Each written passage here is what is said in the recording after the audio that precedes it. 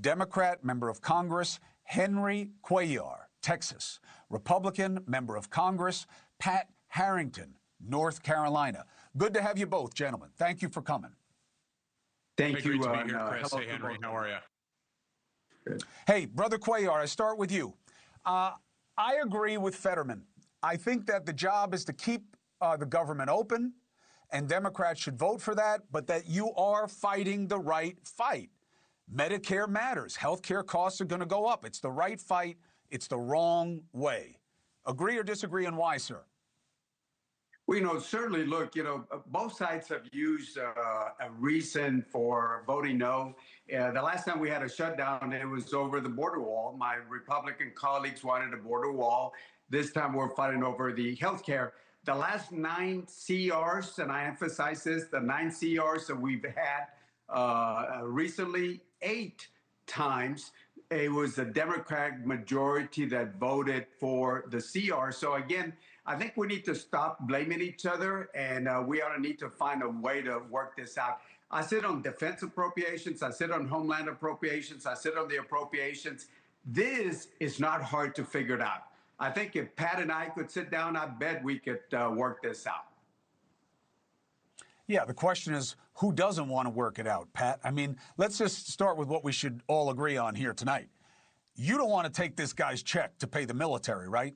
This mystery donor of $130 million, kind of embarrassing for us and kind of risky given who the president seems to be okay to be playing with right now. Yeah, look, I agree with your commentary, Chris. I think it's incredibly generous on behalf of this individual, but I think it's absolutely crazy that we're even in this position. I'm beyond frustrated that we're in a position where we're not paying our troops. We are not paying our air traffic controllers. We're not paying TSA. We're not paying our federal law enforcement. We're not paying 750,000 federal contractors right now, yet we are requiring them to work. That's not right. And I think you look back and Henry, like, I want to agree with what you're saying. But simultaneously, look, like, we voted for a clean CR back on September 19th. That would have paid all of those people, specifically our troops that are near and dear to, I think, every American's heart. But that's not what's playing out in Washington, D.C. right now. We're playing political games instead of actually delivering what we ought to be delivering for the American people, which is stability. If we want to have policy concerns or debates, Chris, we can have that, but let's have that while the government is open. Let's not close the government for political purposes, which is doing real damage to real people.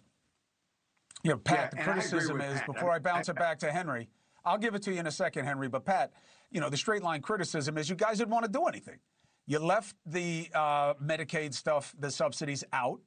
You misdefined the issue as saying it's about giving $1 trillion gazillion to illegals for health care. It's not what it's about. And you didn't want to deal with it. And you don't have to because you have the majority, so you went for the tax cuts and you didn't do it. And now you're blaming the Democrats for using the only leverage they have. I mean, it's kind of dirty pool, no? Look, I greatly respect your opinion, but I totally disagree with you here. I mean, if you want to know about the $200 billion worth of illegal immigrant medical subsidies that the Democrats have in their plan, you can go to page 57, section 2141, and actually read it for yourself. That's not a Republican talking point. That's a very real rollback of every protection that we actually put into the reconciliation package to make sure that only American citizens were qualifying for health care in our country. That's part of protecting Medicaid. That's what we fundamentally disagree on. Pat, I'm with you, okay? I read all the time. I really wish I didn't have to, but you have to these days because you can't believe anything. Pat, this is all I'm saying. The amount of money we're talking about is, of course, real money until you look at it as the overall slice of the overall pie, which is very small. These are reimbursements, okay, for states to give emergency care that the law says they have to give. Republicans have always been in favor of it. It was kicked up to 90% during COVID because of the crisis, and now you want to back it off those levels. I have said to every Democrat who comes on this show, Pat, give the issue to the Republicans. Give it to you and say, you decide what you want states to be reimbursed for providing emergency care to people they have to give it to. You decide. You want it to be zero? Make it zero. But then you own it, because it's a small slice of the overall pie that they're talking about, and it's stuff you guys were always fine with, and I think now you're using it as a boogeyman. I've read it. I've read reviews of it. I've read budget appraisals of it. I've bet the policy sides of it. I have the NGO reports on it. I get what the issue is. I'm just saying there's a bigger issue at play here. But Henry, the simple state of play is you guys just voted not to pay the military. And that's the look for the American people. What do you do with that?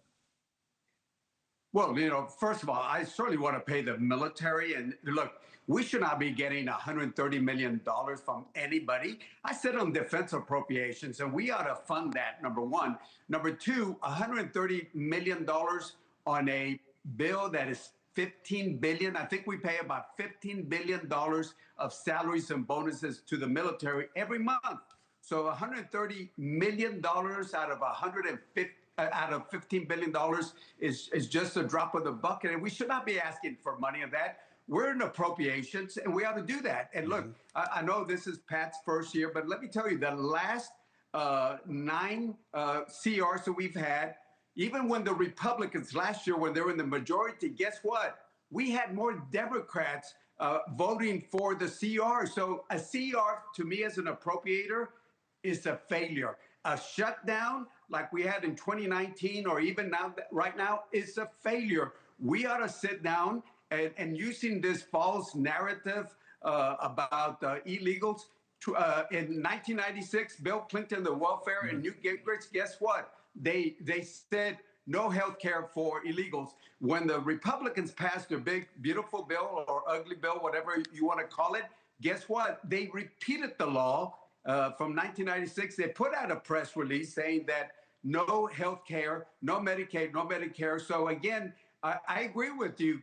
Let's, I'll sit down with Pat or with, Mike Johnson, anybody, say, you tell us how you want this health care. And I agree with the 13 Republicans that sent a letter out to Mike Johnson that said, we need to figure out health care. And I'm with them. Hey, look, I think Pat's part of the solution. First of all, I love your pedigree. I love your service to the country. Every report I get about you, Pat, is that people say that you're open and you're a critical thinker. And I think we need it. And I think, you're the next generation to come in. And I love the military experience, to be honest. And you were excellent serving the country. And you were always welcome here to make the case. I'm fine to have a battle of ideas. But I know you're doing the job for the right reasons. And I appreciate you being on the show, Pat. And I hope you can be part of the solution. I want to hear the Harrigan bill to no longer allow shutdowns. Pass a law that you can't have a shutdown. You default to the other CR, and you will be an American hero twice. Again, you'll be a hero, Pat. All right, I got to. Hey, I'll tell you what. Okay. Go ahead, Harrigan. Hey, no, go ahead. You get the last word. I'm in favor of Dusty Johnson's bill that actually makes an automatic continuing resolution if Republicans and Democrats can't come to the table on this, because what we cannot have is we cannot have our troops not getting paid. We can't have air traffic controllers having that added level of stress in the back of their minds as they're actually controlling people's lives. Hanging in the air, right? This is not good for America. I think Republicans have been responsible for shutdowns in the past. What we've learned from that is that nobody wins in a shutdown. Not Democrats, not Republicans. Wins. The only thing that's assured in a shutdown is the American people lose. And that's why we want the other side to stop playing politics, do what we've done 13 different times in the last 4.5 years, pass a clean CR. Let's have these policy discussions. Healthcare doesn't run out till December 31st. Let's be honest. Let's be real with the American people. Open the government.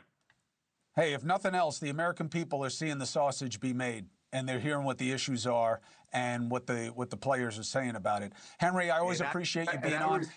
I respect my Green Beret. I love his background, and Pat, I love to sit down with you and sit down with you because I really like your background. I really do. So thank you. Let's work it out. See you in the gym, Henry. Keep up the good work. Henry, I appreciate you very much. Harrigan, I don't usually let guys who are better looking than me on the show, by the way. I want you to know that. I'm giving you a pass because the country's in crisis. Thank you, Chris. But it's not going to last forever. You better get some gray hairs if you want to come back on this show. And this job will give them to you. Fellas, be well, and God bless you both. Thank you for being on to talk about what matters to the American people.